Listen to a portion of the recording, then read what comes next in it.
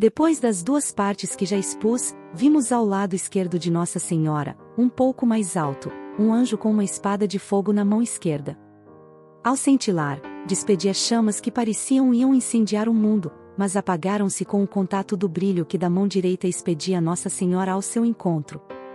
O anjo, apontando com a mão direita para a terra, com voz forte, dizia: penitência, penitência, penitência. E vimos uma luz imensa, que é Deus, algo semelhante ao como se veem as pessoas no espelho quando diante passa um bispo. Vês o branco. Tivemos o pressentimento de que era o Santo Padre. Vimos vários outros bispos, sacerdotes, religiosos e religiosas subir uma escabrosa montanha, no símbolo da qual estava uma grande cruz de troncos toscos, como se fosse de sobreiro com a casca.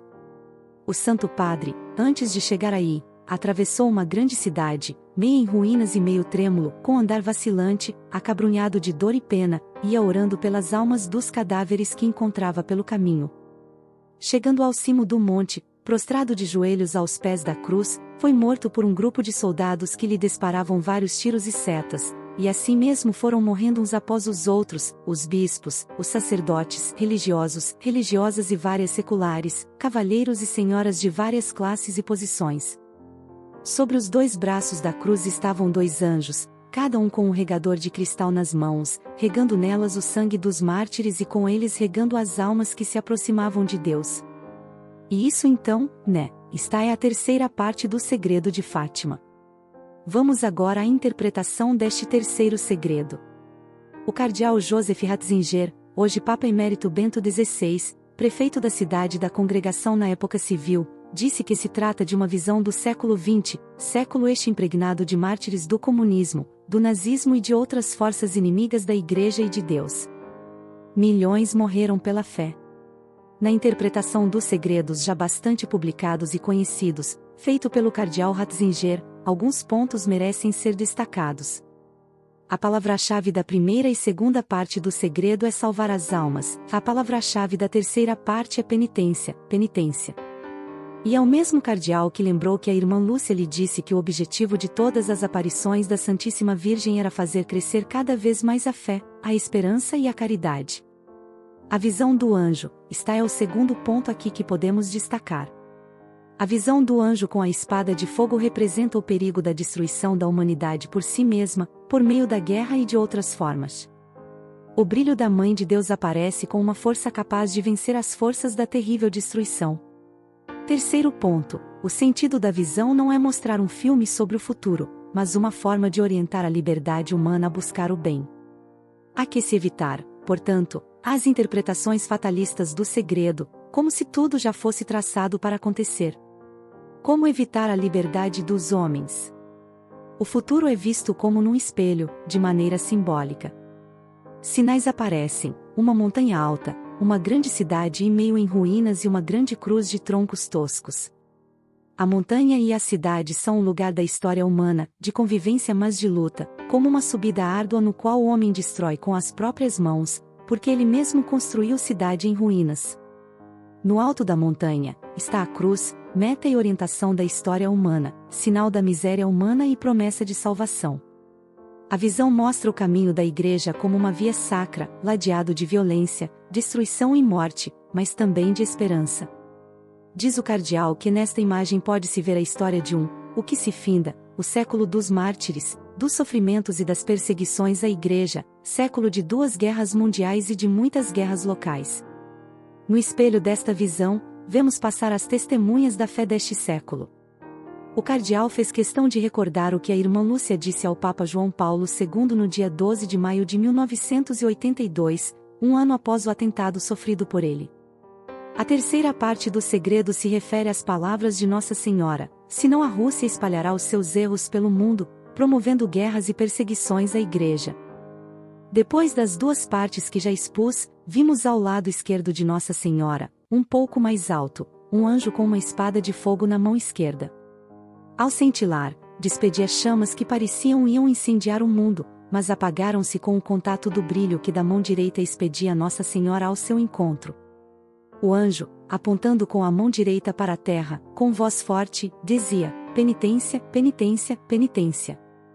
E vimos uma luz imensa, que é Deus, algo semelhante ao como se veem as pessoas no espelho quando diante passa um bispo. Vês o branco. Tivemos o pressentimento de que era o Santo Padre. Vimos vários outros bispos, sacerdotes, religiosos e religiosas subir uma escabrosa montanha, no símbolo da qual estava uma grande cruz de troncos toscos, como se fosse de sobreiro com a casca. O Santo Padre, antes de chegar aí, atravessou uma grande cidade, meio em ruínas e meio trêmulo, com andar vacilante, acabrunhado de dor e pena, ia orando pelas almas dos cadáveres que encontrava pelo caminho. Chegando ao cimo do monte, prostrado de joelhos aos pés da cruz, foi morto por um grupo de soldados que lhe disparavam vários tiros e setas, e assim mesmo foram morrendo uns após os outros, os bispos, os sacerdotes, religiosos, religiosas e várias seculares, cavalheiros e senhoras de várias classes e posições. Sobre os 2 braços da cruz estavam 2 anjos, cada um com um regador de cristal nas mãos, regando nelas o sangue dos mártires e com eles regando as almas que se aproximavam de Deus. E isso então, está a terceira parte do segredo de Fátima. Vamos agora à interpretação deste terceiro segredo. O cardeal Joseph Ratzinger, hoje Papa Emérito Bento XVI, prefeito da cidade da Congregação na época civil, disse que se trata de uma visão do século XX, século este impregnado de mártires do comunismo, do nazismo e de outras forças inimigas da Igreja e de Deus. Milhões morreram pela fé. Na interpretação dos segredos já bastante publicados e conhecidos, feito pelo cardeal Ratzinger, alguns pontos merecem ser destacados. A palavra-chave da primeira e segunda parte do segredo é salvar as almas, a palavra-chave da terceira parte é penitência, penitência. E é o mesmo cardeal que lembrou que a irmã Lúcia lhe disse que o objetivo de todas as aparições da Santíssima Virgem era fazer crescer cada vez mais a fé, a esperança e a caridade. A visão do anjo, é o segundo ponto aqui que podemos destacar. A visão do anjo com a espada de fogo representa o perigo da destruição da humanidade por si mesma, por meio da guerra e de outras formas. O brilho da Mãe de Deus aparece com uma força capaz de vencer as forças da terrível destruição. Terceiro ponto, o sentido da visão não é mostrar um filme sobre o futuro, mas uma forma de orientar a liberdade humana a buscar o bem. Há que se evitar, portanto, as interpretações fatalistas do segredo, como se tudo já fosse traçado para acontecer. Como evitar a liberdade dos homens? O futuro é visto como num espelho, de maneira simbólica. Sinais aparecem, uma montanha alta, uma grande cidade e meio em ruínas e uma grande cruz de troncos toscos. A montanha e a cidade são um lugar da história humana, de convivência mas de luta, como uma subida árdua no qual o homem destrói com as próprias mãos, porque ele mesmo construiu cidade em ruínas. No alto da montanha, está a cruz, meta e orientação da história humana, sinal da miséria humana e promessa de salvação. A visão mostra o caminho da Igreja como uma via sacra, ladeado de violência, destruição e morte, mas também de esperança. Diz o cardeal que nesta imagem pode-se ver a história de o que se finda, o século dos mártires, dos sofrimentos e das perseguições à Igreja, século de 2 guerras mundiais e de muitas guerras locais. No espelho desta visão, vemos passar as testemunhas da fé deste século.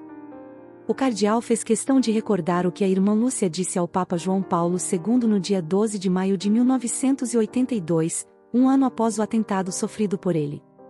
A terceira parte do segredo se refere às palavras de Nossa Senhora: senão a Rússia espalhará os seus erros pelo mundo, promovendo guerras e perseguições à Igreja. Os bons serão martirizados, o Santo Padre terá muito que sofrer, várias nações serão aniquiladas. Os papas deste século tiveram um papel preponderante na área da subida da montanha. Desde Pio X até João Paulo II, todos os santos padres sofreram no caminho que nos leva à cruz. O quinto ponto destaca o mesmo, o cardeal. O fato de o Papa não ter morrido no atentado do dia 13 de maio do ano 1981 significa que não existe um destino imutável na visão. Sua santidade aparece morta, segurando a mão de Nossa Senhora ou a bala, para que não matasse. Isso porque a força da oração e da penitência é maior do que as balas, e a fé mais poderosa do que os exércitos. Tudo pode ser mudado pela oração e pela conversão. E da sexta parte, o sexto ponto aqui, por fim, a visão mostra os anjos que regam da cruz o sangue dos mártires, e com ele regam as almas que se aproximam de Deus. O sangue de Cristo e o dos mártires são vistos juntos, a significar que o nosso sofrimento completa a salvação do mundo. O sangue dos mártires é a semente de novos cristãos, como dizia Tertuliano. Assim, o terceiro segredo termina com uma forte mensagem de esperança: nenhum sofrimento é em vão se é acolhido na fé. De todo o sofrimento e de todo o sangue derramado pela Igreja no século XX, brotaram as forças de um novo cristianismo. No século XXI, haverá uma forte purificação e uma renovação que já se faz sentir no coração da Igreja. É a eficácia, ação vificais, que brota do sangue de Cristo e misturado ao dos seus mártires. No sétimo ponto, os acontecimentos a que se refere o segredo já são do passado. Fica o permanente, a pena, oração e a penitência para a salvação das almas. O cardeal termina afirmando que a certeza de Nossa Senhora de que, por fim, o meu imaculado coração triunfará, significa que um coração voltado inteiramente para Deus é mais forte do que as pistolas ou as outras armas de fogo. A mensagem do terceiro segredo é uma mensagem de confiança no Cristo que venceu o mundo. É importante, esses foram os 3 segredos de Fátima que acabamos de ouvir aqui neste vídeo. Que você possa compartilhar, curtir, comentar e semear esta mensagem de conversão, de esperança, de oração e juntos, com Nossa Senhora, o Imaculado Coração de Maria triunfará. E assim também, se estivermos unidos a este Imaculado Coração, também venceremos, porque estaremos unidos a Cristo Jesus. Deus abençoe e aproveite também, inscreva-se aqui em nosso canal Profeta das Orações. Vamos semear o bem, a boa nova mensagem de nosso Senhor Jesus Cristo.